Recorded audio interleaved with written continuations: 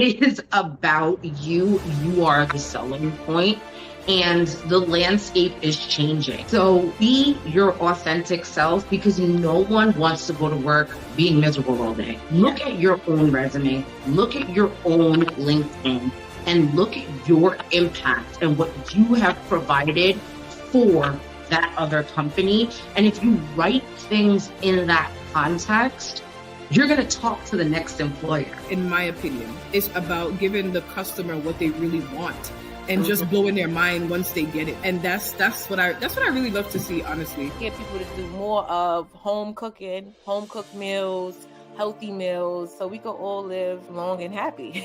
I'm very proud to be a mom, because not for nothing, women are amazing. Oh my God, the sacrifice. And how we make it look so easy. I was just telling Joanne before we got on the call, I said, I had to run from my daughter's school. They had an Easter egg hunt. I said, all right, Mom, I gotta go to work. But, you know, just as moms, we make it happen. You know, supernatural abilities. We are the example for them, you know, and I know that with them being a better version of us. You have to try. You never know how creative you are until you try. Because I didn't think I was creative. I found my creative side during a horrible time in my life.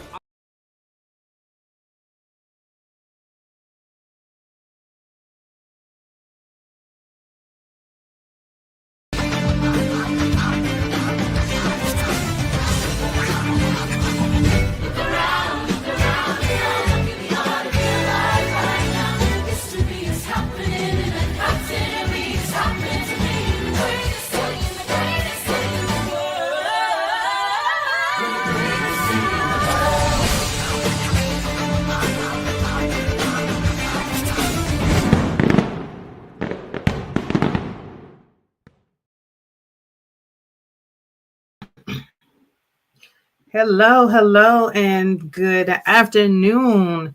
That was so impactful. I hope y'all are getting excited. We are getting closer and closer to Juneteenth, y'all. Like I am, like woo woo. That was a commercial from one of our sponsors, which is New York City Tourism. This year, I don't know if y'all know, but we are celebrating 300 years of New York. So all of the things that make New York, all of the transitions, all of the people who have come through the space and who continue to contribute, like you and I, and all of the different things that we have going on. So just going to jump in. Hello for all of those that do not know me. My name is Athenia Rodney, CEO and founder of Juneteenth NYC.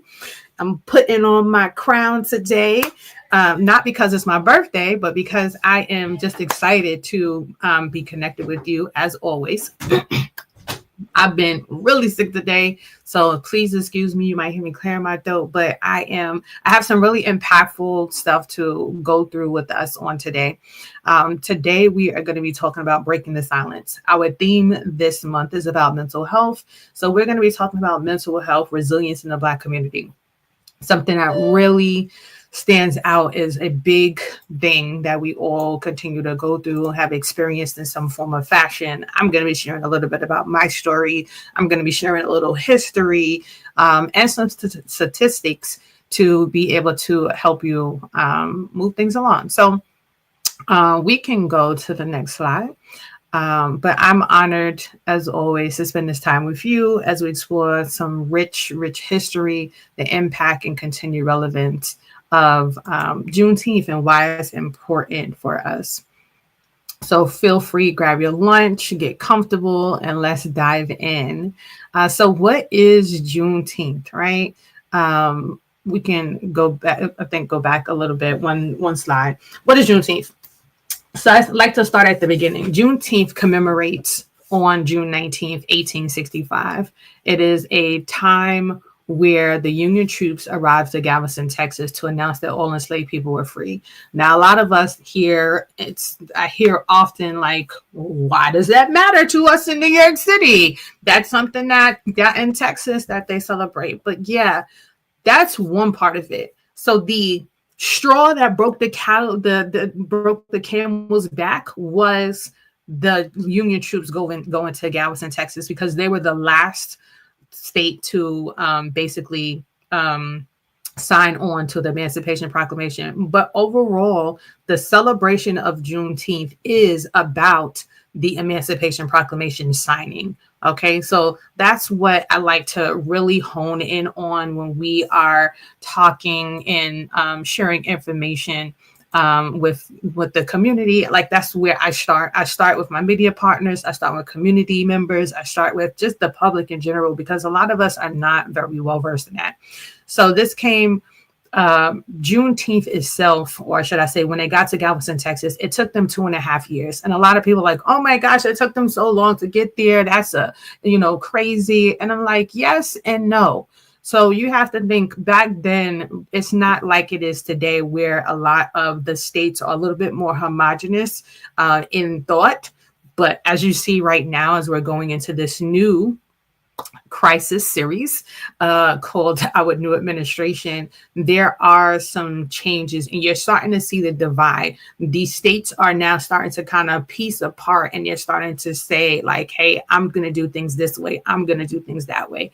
And that always kind of was there, but it wasn't heightened. And right now, things are really being heightened. So you can go to the next slide, just talking about reality where we are living right now, right? So since Juneteenth has become a powerful symbol of freedom and resilience in the African American community, we like to use it in a lot of different respects. So we don't just celebrate it in June, we celebrate it year round. It is something for us that it continues to be an important piece for us. Can you go to the next slide, please? So we're going to talk a little bit about a timeline here, right? So 1863, just think about that. Emancipation Proclamation signed by President Lincoln. Then we have 1865, where Juneteenth, freedom reached Texas. Then we have 1980, Texas makes Juneteenth a state holiday. I want you to think about this. The drastic time frame in which it was. So 1865 is when the military reached Texas. And I want you to think, so like, there were a lot of people from New York who were a part of that militia that went down, and these people were people of color, and that's a lot of what people don't even recognize. And so, like, I like to bring that into the space and to share so that people know and understand a little bit more about that and how that is present in, again, why we celebrate Juneteenth. Juneteenth is such an important holiday, but it hasn't been embedded in us so that we understand it properly. And then 2021, Juneteenth becomes a U.S. federal holiday, right? And I remember doing my Juneteenth event, and my 10th year, I was like, I'm done. Nobody cares about Juneteenth. Nobody even knows what Juneteenth is about. I'm the only one in New York City shouting at the raintops, trying to get media to come in, trying to get media to be like, come to our event. And they're like, oh, this block party? And I'm like, no, it's not a block party. Like, we're talking about history. We're doing so many different things. And they're just like, okay, sure. And then they come and they're like, so who in your family was a slave? And I'm just like, what? Like, no, that's not what this is about.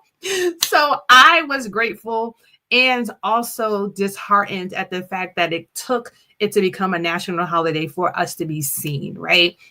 And that's a big part of why it is important for us to fight for it to stay a national holiday. So each date represents a victory, but also a reminder of how freedom has often come in delayed ways for us. It's not something that just continues to be present in our life. Next slide. So let's talk about some key statistics. 1 in 4 African Americans will experience a mental health condition, yet only 1 in 3 will receive treatment. So I know you're like, how we go from Juneteenth to like this mental health thing. And yes, it is very much prevalent, because I want you to think about this. If you were someone, just think about being in Galveston, Texas, right? And you were someone who was enslaved, and these troopers, thousands of troopers come into town, Black people on horses with guns. And they basically are like, hey, y'all have people who are still enslaved here. And this Emancipation Proclamation was signed by our president, and y'all need to adhere to it. I need you to release them. And they like, you think we just gonna release them just to y'all? And they brought up their guns, and it was like, yes, you are. And that essentially turned into a battle. They don't talk about the battle often, but a battle ensued, and the African American troopers of the Grangers, they won. And which happened during that time. People went around to the different churches, because that's how we communicated with each other during that time. They went around to the different churches and they put up notices basically telling them the new rules and what they were allowed. So as you can imagine, I'm like, oh, I'm free now? What does that mean? Okay, but what about where I live? And what about where I eat? And what about like a job? Like, how does that work? Like, so they then had to go to their slave owners, their former slave owners, and say, hey, can you pay me to do the same work that I was doing? And can I also continue to live on your land and be used as part of my payment? Think about how humbling that needed to be. And we don't think about that. So that was part of it. And then some people were like, yo, I'm out of here. I'm free. I'm going to another state. I'm traveling. I heard up north got more freedom. They've been free for a while. I'm going up there. I'm going to try it out. And I don't have to worry about them coming after me and sending dogs and ready to shoot me and all that other stuff. Yeah. Like, just think about the mental health of our ancestors during that time. And then fast forward to now and think about where we are now. Are we experiencing that same level? Absolutely not. But we do have other things that are affecting us in our communities. So over 40 states now recognize Juneteenth as a holiday, and that's great, but not all of them. And welcome to everyone who's joining us on Instagram and on Facebook and on YouTube. Please share this with other people. This is something that we really want to get across to others. This is really going to be an educational one for the books. So please share, please tag someone, please invite them to come into the space. We'll be here until 1 o'clock, sharing information and talking about our mental health in Juneteenth. All right. So awareness has increased to 37% to Americans in 2015 in comparison to now where it is at 60% today, right? So that's just about Juneteenth. And let me tell you how prevalent this is. So last year, we did an event at the Brooklyn Public Library. In front of the library, like on the steps of the Brooklyn Public Library on Eastern Parkway. And we were doing that with one of our elected officials, Councilmember Farrah Lewis, right? So we had big old signs up. We had vendors all on the outside around the front. The door was closed. We had a big old DJ, music, like all kinds of stuff going on, banners, everything, right? So we got people just walking up moseying on up to the door, and they trying to push past us, and they were like, oh, I'm going into the library. And we're like, it's closed. And then why would it be closed? I'm like, because it's a national holiday today. What national holiday is today? I've never heard about a national holiday today. Like, it's June 19th. It's Juneteenth Day. I never heard about Juneteenth. What is that? I'm like, now this is last year. So it became a national holiday 2021. This is 2024. And people were still like, and not just white people, black people too. We're coming in there with the babies and trying to get into the library and frustrated with us because we were blocking the front door. And it's like, yeah, because the library is closed. That's why you can't get in. So just to give you some relevance or some idea of what that kind of looks like, it is still very much present. And people are put on their blind side. So why it is so important for what we do at Juneteenth, for why I go on a media run and I'm constantly in spaces and on TV and on all of these different things talking about what Juneteenth is, because people still don't know what Juneteenth is or even why we should celebrate it. And that's why that is something that's very important to me. So we can go to the next slide. So talking about historical trauma, systemic racism, economic disparities that continue to burden our people. This is something that continues to live in our space, right? If drop in the chat, and if you're on Instagram, I want to hear from you as well, Facebook and YouTube. Talk to me. Where in your mind side do you have historical trauma, or even where systemic racism may come up for you, or even economic disparities that show up. Like, drop in the chat what is present for you right now. And I like to say, name it, make it plain so you can release it, right? That is my biggest thing. So historical trauma definitely comes up for me when it comes to my family heritage. My grandmother was adopted. And so there's a piece of her, especially her Southern upbringing, that I'm not aware of and that I don't know, right? So for me, it's very important to learn my history. So I do a lot of spending time with my ancestors and asking them questions, spending time with my elders, and like, hey, so what was life like, and what did you do, and how did you experience life, and what were the choices that you had to make that were hard and difficult? And they had a lot. And trust me, during COVID, we had bi-weekly meetings with my family, and we talked about some crazy things, including why the person's name that I thought it was is not the person's name. Like, so many people are like, oh yeah, Tutu and Toto and Juju and them and Bobby, and it's like, oh, that's not their real name. And I'm like, really? I thought all my life, I thought that was the name. But all of that too plays a part in this systemic racism, right? Where our names weren't our names, where we had to make up colloquial names for ourselves to be able to share. And so someone said, my personal systematic trauma is around financial wealth. Yeah, around not having a house that my family could have passed down. Yeah, not having a banking account, or being passed down debt and not profit, right? That is all definitely a part of it. Someone else that my parents dying young and I had to take care of them. Yes, that is very much a part of it as well. Like, there are so many different things that play into this. And then we have the historical trauma of just slavery in itself. The part in which we are being told didn't happen, right? Or where it's trying to be erased and removed out of our libraries, removed out of our museums, and removed out of our schools. So organizations like Juneteenth NYC are very important to support and to make sure that they are staying prevalent, because they're going to be one of the only voices left. We get all of our funding right now through corporate entities, which are also being challenged, as you know, because a lot of corporate entities are like, I don't know if I want to show a public display of affinity to Black organizations because of what Trump is doing, right? Then you have local individuals, people who are just contributing financially, donating here and there, $50, $100, $5, $20, like all of that helps.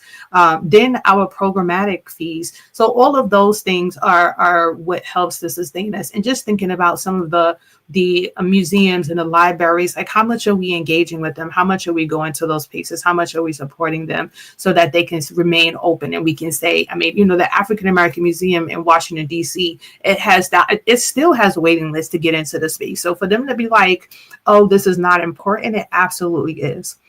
So last year alone, our festival served over 15,000 attendees, engaged over 100 Black-owned vendors, and provided over 25 hours of cultural education programming. Like, that's what we continue to do. That is our mission, to be able to offer to our community, to share that this is what we are giving, or how we're giving back. And now this coming year, we are opening up our Prince to Kings Rites of Passage program, where we're working with young men and having our Black kings to pour into them, to share and talk to them about what it means to be a Black man in America, how to respond, how to engage, how to be astute, how to know when and what to say in different spaces. And that's really important.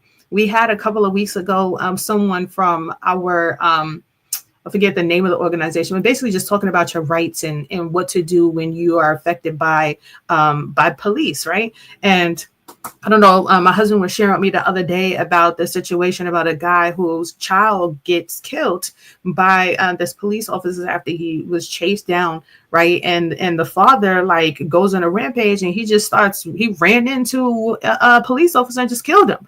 The police officer didn't have anything to do with the situation, but it was he was in, what do they call it? immediate oh my gosh, what's it called, immediate insanity. Like he had to think about that. Your child was just killed, and you are like going crazy. You don't know what anybody would do at that time. So just thinking about where and how trauma shows up for us. Like I said, we have slavery, we have that as a situation where we're constantly in spaces with law enforcement, and they are not on the same page with us. What do we do? How do we move forward with that? Next slide, please.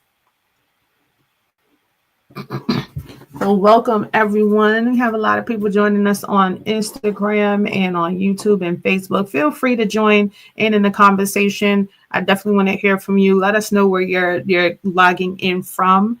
And again, if those who do not know me, my name is Athenia Rodney, and I'm the founder of the Juneteenth NYC organization. All right. So mental health stigma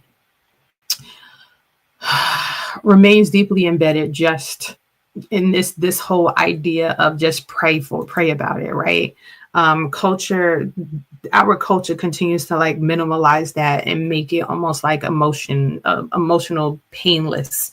And that's someone who's coming from someone who is very deeply rooted in the church, right? I'm very deeply rooted in the church. I am very much into prayer and Jesus and knowing that he is my savior and he is my guide and my direction and all of those things. And without him, nothing is possible. I am 100% in that space. But when somebody just tells you to just pray about it and you don't have the tools, you're not prepared, you don't know how to like move into that space, to me, that doesn't work. We have to come more in a space of utilizing the tools that we have. When my husband and I first got married, we went to counseling, and people who are around us were like, why y'all going to counseling? Like, y'all already having problems? And I'm like, no, but we're not trying to have problems either. And if we do have problems, we want to have the tools to be able to prepare ourselves on how to deal with it. So just think about, we go to school, right? We are in school for 12 years in primary school, and then we might do 4 for bachelor's, 2 for associates, 6, 8 for master's and doctorate degrees, right? And that is to prepare us to go into a job field, right? To go into be a doctor, a lawyer, a teacher, whatever field it is that we might be going into. So we are putting education into this space so that we learn how to be prepared for different situations, different scenarios, having a background history and all of that stuff in this space in order for us to be successful. But we don't put that same energy into our own personal life and how to be parents and how to be a couple with someone. We need to gain tools. We need to be taught. We need to learn what those things are. So we are very much involved in a lot of marriage ministries because we need people to continue to pour into us as we pour into others. So just thinking about who and what is your circle, so that you have someone who's not going to judge you for what you're doing or what you're saying, but who may pray for you and help you to understand how to pray, but that's not the only thing that they're telling you. Just go and pray about it and it'll be fixed. Because faith without works is dead. So you have to have the faith part and you have to couple that with action in order for it to actually matriculate into something in real life. And so that is where connecting with mental health organizations, with therapists, with social groups, so that you can have conversations about how to better improve your life. I know for myself, a big challenge for me was when I was in college. I was offered services and I had never experienced this before. And I was just like, no, what you trying to say? Like, I'm crazy? And they were like, no, we just think that you have experienced a lot of trauma growing up. And we think that it'll be helpful for you to talk to somebody about it. And so I went to the first couple of sessions, and you know what? It was so helpful because I got to learn more about myself. I got to learn about my triggers and things that were bothering me, and how to respond to it, so that if somebody said something that I didn't, just attack them, but instead I understood where it was coming from, where that response was coming from. I remember being in a class and being triggered because I didn't know that I was poor, like to the level and understanding. Like I knew I was poor, but I didn't know that I was poor, like the way they made it seem like this was the bottom of the gratin. And I thought that I was like doing well for myself with, where I was. But when they put this video up on the screen inside this class, and I was a education minor and psychology major, and it was a session about differences in schools across the nation, right? And so they had like these schools that almost looked like highfalutin colleges where people had like walked outside. They got to like go, their classrooms were on a campus. It wasn't like all stuck in a building. And then it showed like a New York typical school, right? Where people are playing on the rooftops, where the windows have bars on them. And where this is the kicker for me, because I used to walk past this every single day, and I'm already welling up with tears just thinking about it, right? I used to walk past this every single day, where the coal truck would be coming to bring coal to the school, and it would be soot all over the floor, and it would get on my shoes as I was going into the school building. And that was something that happened every day. And they showed that in this video talking about this. These are the poor neighborhoods and the poorest schools. And I was just like, oh my God, that's me. Like, I went to a school like that. Like, I thought I was the bomb playing on a rooftop. I thought, we had a rooftop experience. Like, that was it. And I was just like, wow, like, you don't really understand until you have something to compare it to. So that is also a part of what understanding our mental health and understanding how to operate in spaces that trigger you and how to move forward, how to move past it, because there are going to be so many things in this world that are going to trigger us and continue to trigger us. And especially as we are going through this current administration, things that are triggering us every day, where our rights are being taken away. And we have to be mentally sound so that we can fight the good fight, y'all. So this is part of why I am so encouraging you. If you don't have a therapist, if you don't have a group, there's so many groups that are out there that are available and that offer free services, even if you don't have insurance, to be able to be a part of. So again, drop in a chat if you are doing any kind of mental health services. If you're participating in anything, I would love to hear from you what that has looked like for you. All right, next slide, please. So what are some of our common struggles that we continue to go through? And especially being in Juneteenth, what does that look like for us, right? We have so many different levels of challenges. We have our racism, we have sexism, we have classism, we have localism, because that now is a thing where if I live in Prospect Park area or Park Slope versus living in Bed-Stuy versus living in East New York or Brownsville. And it's like, yeah, it's great to have affinity groups, but when we get to the point where our affinity groups are seen to be better or overshadow others, that's the part that I don't agree with. I believe in collaboration over competition. And I am always in a space of encouraging our people in our community to act accordingly as well, because people at the top, they collaborate with each other. And even my Pastor A.R. Bernard talked about this, that people on the bottom do that crabs in the barrel mentality. And people at the top, they collaborate with each other. They want to know, you got resources, I got resources. How can my resources help your resources so that we can both win? Not where we're at the bottom and we're like, oh, well, you got your resources. I don't want to tell you about my resources because you're going to try to take my resources and it's going to limit the amount of resources that I get. You know what? There's enough things in this world. There's enough money in this world. There's enough resources in the world. There's enough people in this world. There's enough schools, all of it, housing for us all to live. And what's for you is for you. And that's my biggest thing. God has destined us all for our own greatness. What is you for you is for you. Nobody can ever take your story. Nobody can ever be me. Nobody can, no matter how hard somebody looks or tries to emulate what I've done, building relationships. They don't have my same experiences, so they can't go out there and explain how I explain things or how I work with others the same way.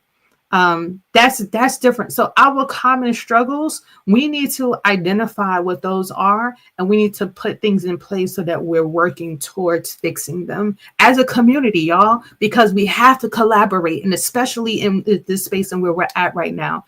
Someone sent to me, I think this morning or last night, I don't remember now, but just talking about how we're going to need to go into a space of bartering.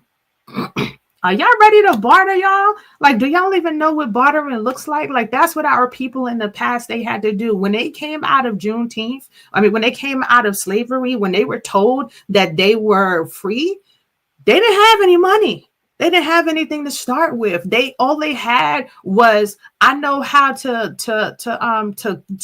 make clothes, how to sew, and how to turn the wool from outside into fabric, into clothing. I know how to cook. I know how to till the land. I know how to do construction.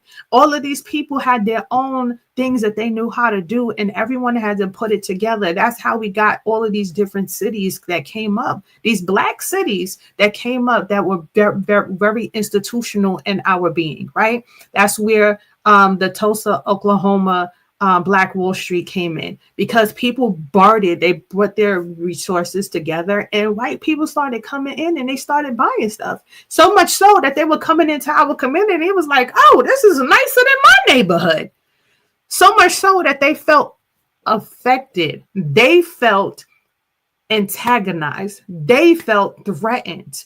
And because they felt threatened by all of the things that we were doing in these communities, Seneca Village, and all of these other places across the nation that have now been turned into city parks or city lakes, or any of these other kinds of institutional public spaces, right, that were taken away from us because we didn't have the financial know-how to manage it at the time. And we're still going into places where we don't have the financial know-how to manage it, because we are still struggling as a community with our finances. We're still struggling with trusting people. We're still struggling with investing. We're still struggling with nuances, something that's new that's coming out, because we're like, oh, how much is that going to be taken away from us? And I get it.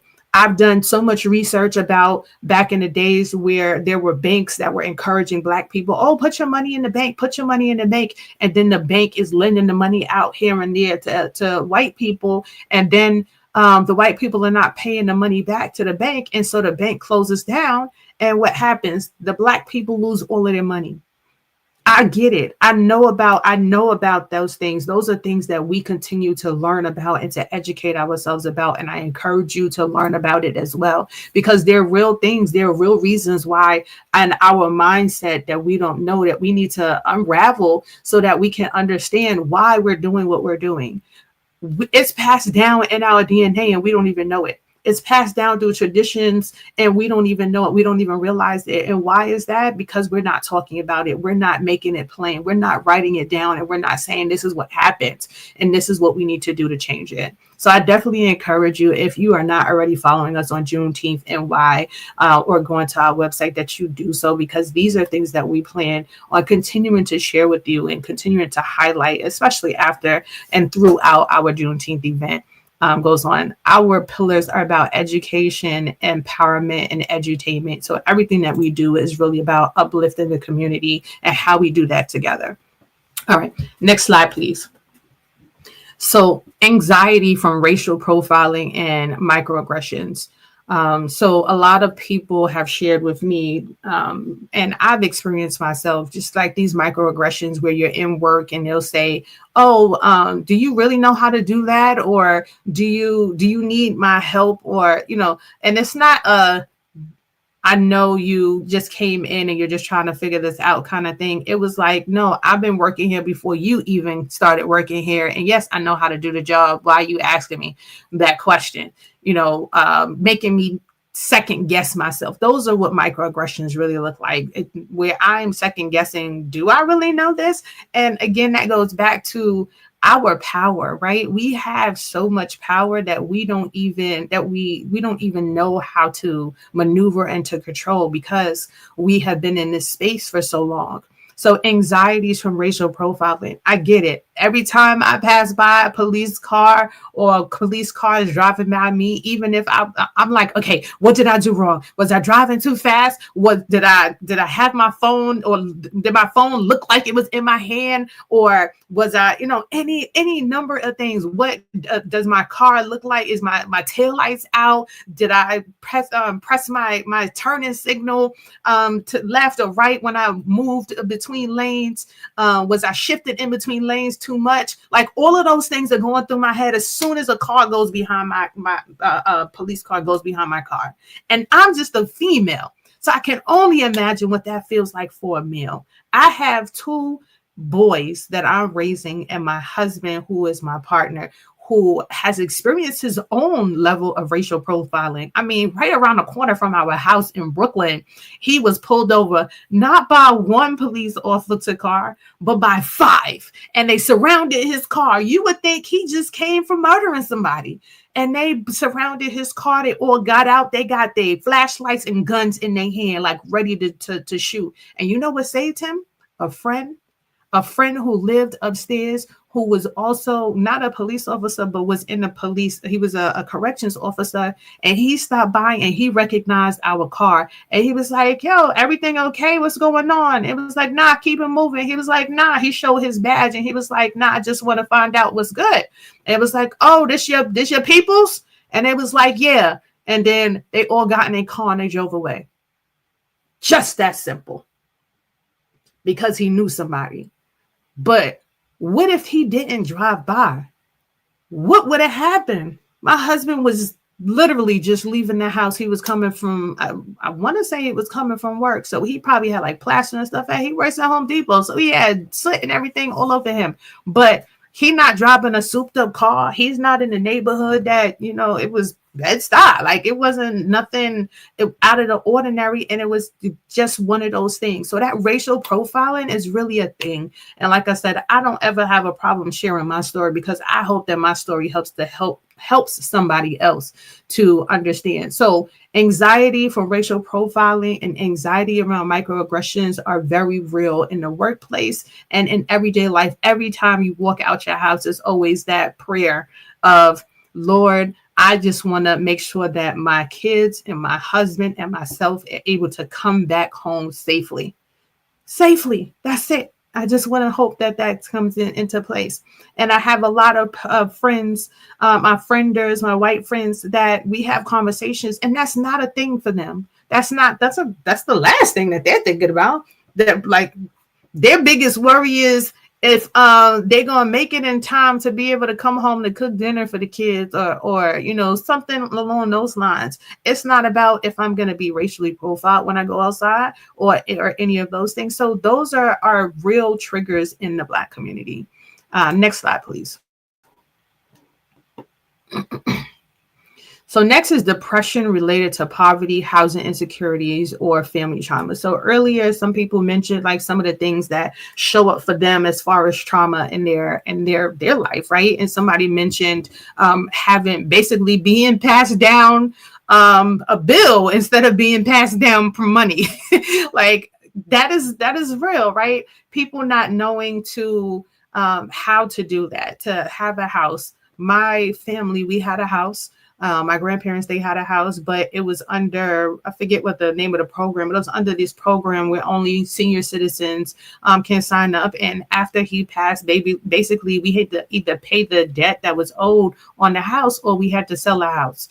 But there was not really an option for us to be able to, and the debt was so astronomical, and there was so much work that needed to be done in the house that it didn't make sense for us to keep the house. So when you think about things like that, and that's happening a lot all over, right? Because as a person, my grandfather went into the military so that he can have money, so he can provide for his family and all of these things, and provide for his wife and his children, his grandchildren. And he was doing that with the resources that he had. And the house was one of those things that he was able to use as collateral to do so. And so he put up that collateral, but not knowing that that would take away from the family heritage. So now, instead of us having a house that could have been passed down, now we all had to start from scratch. We all had to start from figuring things out of what it means to have a house, what it means to be consistent. And so those are real prevalent. Or even the thought, just moved down to Georgia, right? And I've had conversations with others about buying a house. We own our house, but other people are not in the same space of wanting to get a house. And I'm like, why? And they're like, oh, it's just another bill. I'm like, yeah, but it builds equity. It builds lifelong longevity for your family. And like, no, I'd rather just pass down the apartment. I'm like, but it's not yours to pass down. So why do you think that? And even in Brooklyn, I mean, I have people who lived in the public housing in the projects, and they'd be like, oh, I'm passing down my house, my apartment in the projects to my daughter or my cousin, or, to a family member, because I got a 3-bedroom and I'm only paying $600. And that's like an anomaly in New York City. Right. So things like that are what we're looking to pass down, not like real assets. So when we are thinking about things in that way, that definitely creates levels of depression, because we're like, oh, woe is me, not like more again for me. Poverty continues to live in spaces and where I am at, and I don't see any way out of it. So next slide, please. Next is about lack of access to culturally competent care. So one of the things, one of the organizations that I was a part of and still working with is United for Brownsville. And that organization was created basically to help our community, especially people with children 0 to 5 years old. That was the initial. It is now morphed into things as funding has changed, and we'll continue to work in spaces like that. But that is something that continues to be an issue.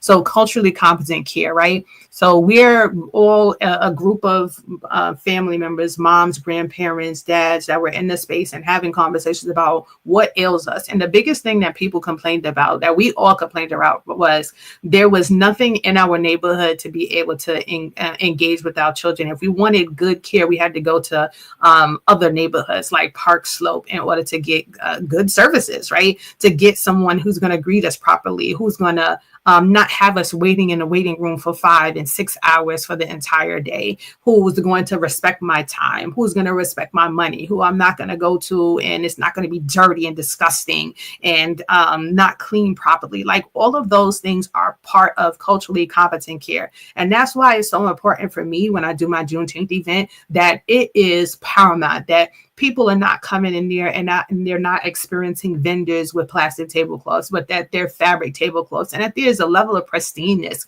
I call it Black glove service. And what does that mean? Black glove service is just cultural white glove service, right? Where it is culturally competent, is relevant to us in our community, what makes sense for us, right? Welcome with a greeting.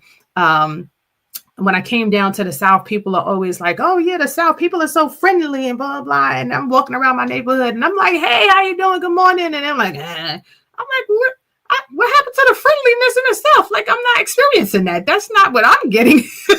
And so but a lot of people are from New York or from the city or from these different places, different countries. And so that culturally competent care in spaces has to be something that we are intentionally requesting and demanding from the organizations that we are patronizing. And if you are a Black organization, that you are putting things in place, that you are leveling up. And I always say, changing the narrative of what that looks like in our community.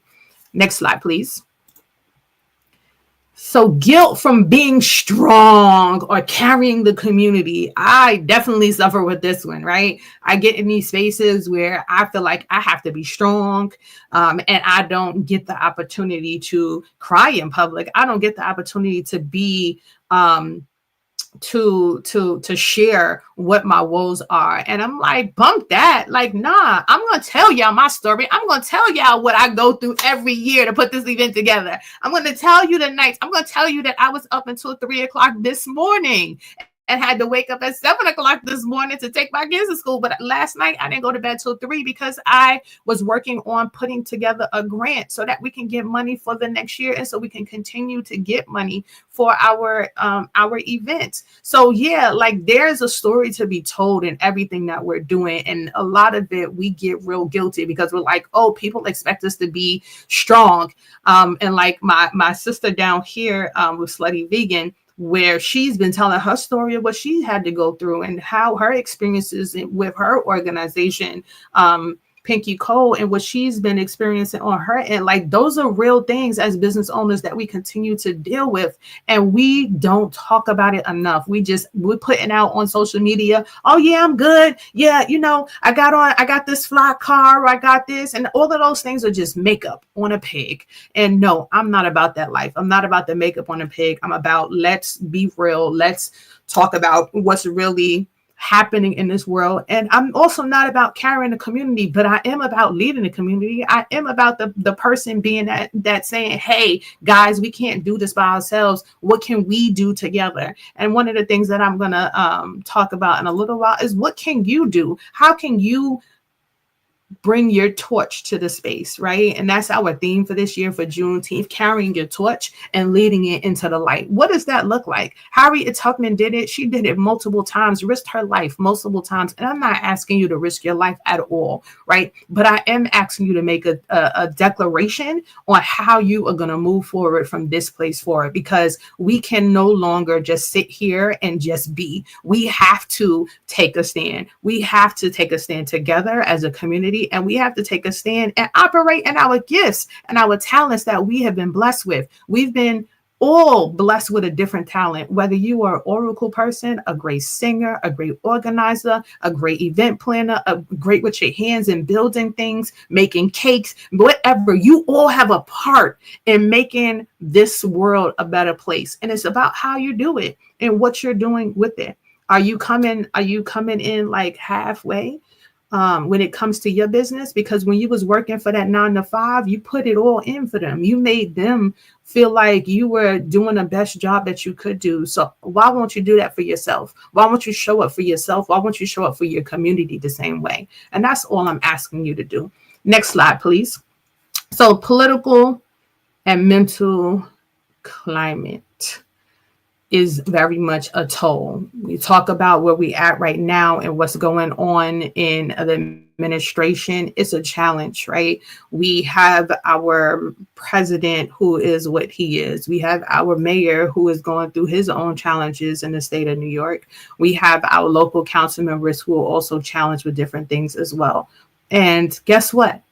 I expect that, because we're all human, right? We all are made to be imperfect beings. We all are made to make mistakes. And it's about how we fix those mistakes, how we go into spaces and we say, hey, this doesn't work for me. And I am still in a space of learning about politics. Like a lot of it I still don't get. You know, it's more than just Republican and Democrat and liberalism. It's so much more to it than that.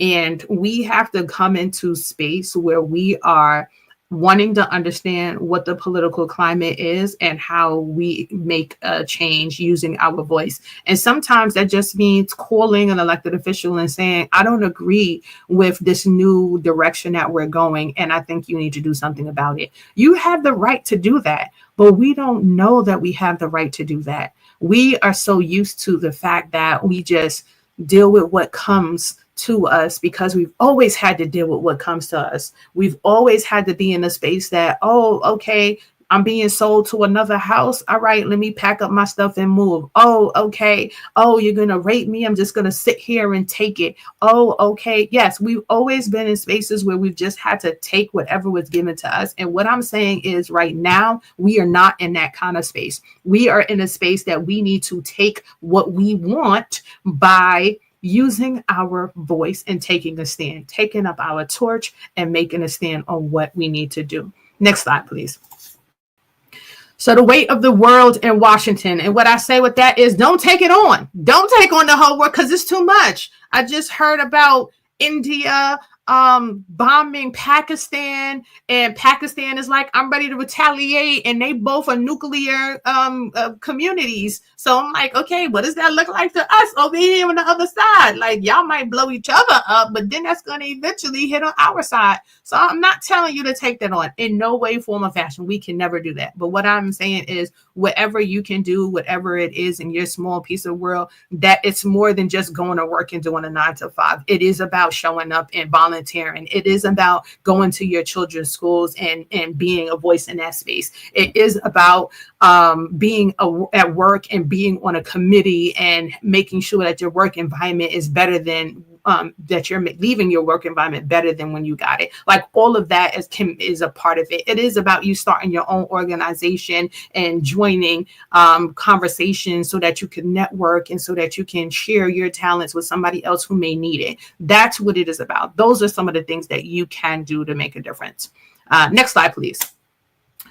So under the current Trump administration and all of these executive orders that continue to come down the line, and all the political rhetoric that is being created, real threats to our freedom of speech, to our safety, to our education, to our reproductive justice rights, and even the idea to be able to protest. What can we do? There are a couple of things that I implore you to be able to do. One of which is you can join us, right?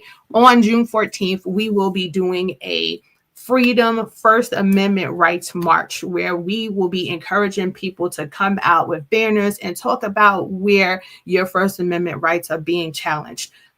Taking out cultural education in schools, libraries, and museums is a threat to our First Amendment rights. We're citizens. We deserve to have our culture be shown in all of those places, to be taught in schools, to be held in cultural archives and libraries, and to be held in museums where people can freely go and engage in it. That is our inalienable right. It's also our right to be able to say how we feel, because guess what? Trump says how he feels, so why can't we? Without being penalized for it. So just think about what that looks like in making a voice, making a statement, putting out something on social media. Tag us. We want to hear about all of it, because it is definitely a big challenge that is happening in our community. And only thing that we can do is do this together. Next slide, please. All right, so we're coming down to the end, but just even talking about the targeting of DEI, diversity, equity, and inclusion efforts in education and nonprofits have been triggered. So a lot of nonprofit organizations are being attacked in multiple ways that you can't even believe. And I just encourage you to find a nonprofit organization, and it doesn't have to be Juneteenth. I do hope that you do consider Juneteenth, but it doesn't have to be us. But find an organization that is near and dear to your heart and support them. And that can mean contributing $5 a day. And it's a tax write-off to you. You get this as a write-off at the end of the year to lower your tax bracket. So definitely encourage you to do just that. DEI is being challenged in all spaces. And we hope that you are joining the fight. And I have stopped going to Target. I've stopped going to Starbucks. I am trying to stop going to Walmart, but it's a little difficult when, the prices are just a lot cheaper. Even reduce my imprint with Amazon and stuff like that. So just think about the choices that you're making in the spaces that you are concluding with. Next slide, please. So the mental impact of political unrest, which we kind of talked about already, just where we are, why we think that is a issue for us. Next slide. Why we're not taking a stand, because we thought that it was always something that we just had to deal with. And I'm here to tell you that it's not something that we just have to deal with. It is something that you need to put into place to speak up about. Next slide. Next slide. So hypervigilance, feeling on edge in public spaces in schools. So I talked about that earlier. This is just another option, or another version of it, where we are feeling like we don't know what's going to happen. A large space, And that's why for Juneteenth, we don't want to pack out the space. Like we can have 15,000, 20,000 people in the space. And we encourage people we always are expanding our footprint and where we are and where people can engage. We also have private spaces where people can just go in, sensory areas to kind of just remove themselves from the crowd. Like that is all a very big part of everything, this anxiety that we are all feeling. Next slide. Collective grief and burnout, watching attacks on our rights that we fought so hard for. This is a real thing. And what I say again is just continue to stay educated, to learn about what it is that is coming out, and to, again, write to your elected officials and say, I don't agree with that. It's real simple. Write to them, call them. The more people that they hear this from, they're able to go up to their Congress. And when they're on the floor, they can say, I've gotten 150 phone calls. I've gotten 2,000 phone calls, 3 million phone calls about this particular thing. So I know it's an issue in my community. So it forces them to have to talk about it. Next slide, please. Isolation and being gaslit by institutions and leadership. This is also a very big thing, especially where a lot of businesses right now are releasing their employees, right? So people are being put in isolation. They're gaslit in institutions where people are like, oh, I'm letting you go because we don't have any more work. And then you find out that they actually do. They hired somebody else to replace you. And it's like, I thought you didn't have any more work. So just thinking about what that is and what your next step is, taking ownership of ourselves. Again, we have talent. How are you using your talent? Are you creating a business? Are you working with someone else and supporting them with their business so that you can grow yours as well? Next slide, please. Fear, surveillance of protesters, and the criminalization of Black voices. So a lot of people, especially in the Black community, have gotten to a point where they don't want to stand out because they're like, I don't want to be a target. And I get it. I don't want to be a target either. I have children. I don't want to be in that space. But again, that collective voice, helps to remove some of that as well, so that we are not a target individually, but as a collaborative. And it makes it harder for people to attack to attack a group of individuals. Next slide. Community coping and collective healing. This is something that, again, I encourage you, get into groups. We have workshops, we have trainings, we're going to actually start doing a healing group. One of my homegirls, she is just starting a grief counseling program, and grief doesn't just have to be with death. Grief could be loss of life. Loss of job, loss of funds, or it could be a loss of relationship, friendships, like all of those things. So find a group. And some people are more inclined to go into the churches. The churches are standing up and doing a lot more in those spaces, but also find some social groups that might relate to what you're going through. Next slide. So we are not powerless.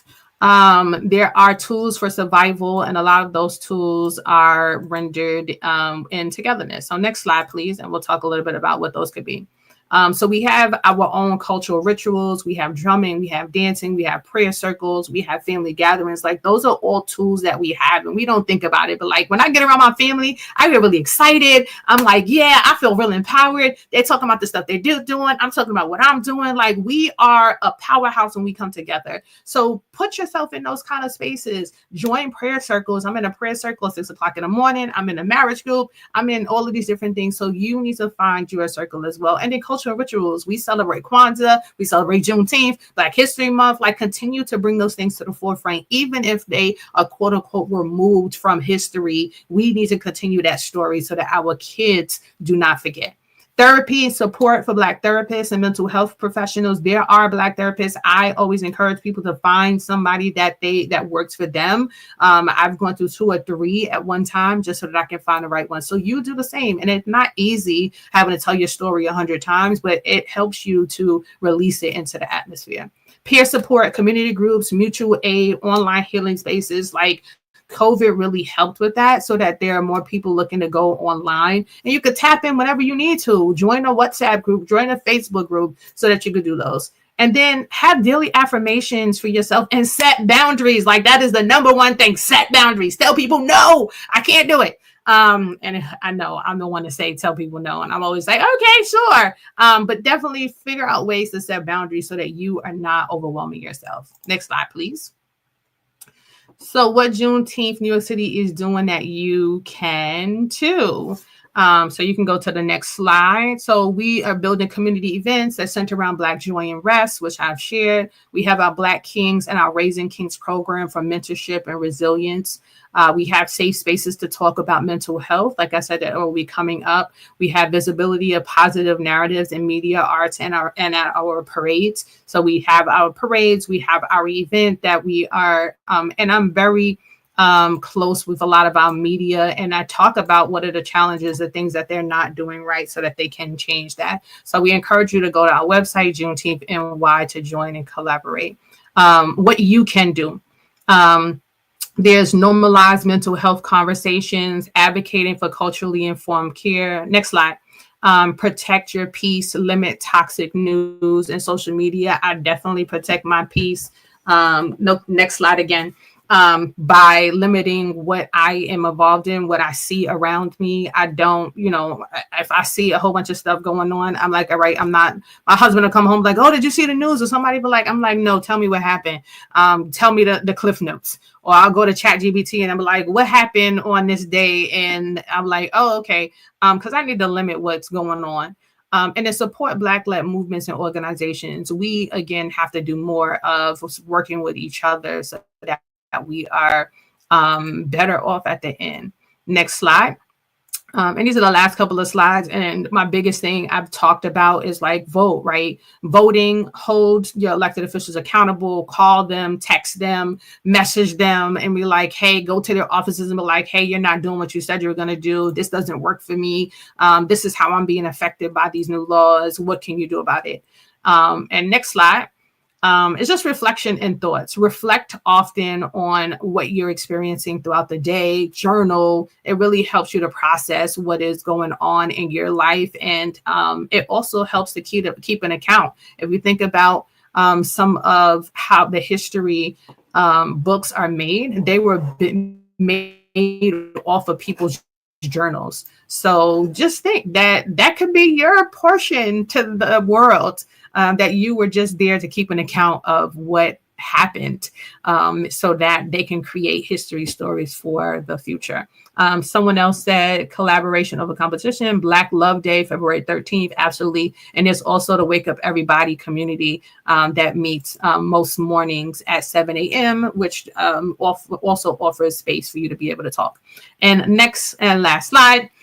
We are the dream and the healing of our ancestors. We carry their strength and must now claim our rest and well-being. So I encourage you as I close out on today, that you do just that. Think about your ancestor, who you want to embody, and also think about how you can claim your right in this world, but not overwhelm yourself. Make sure that you are resting and that you are thinking about your own well-being first, and how, like they say on the plane, you have to take care of yourself first, put your mask on before you can help the next person. And this is exactly that as well. What are you doing to take care of yourself first so that you can help the next person and you can be who you need to be in the community?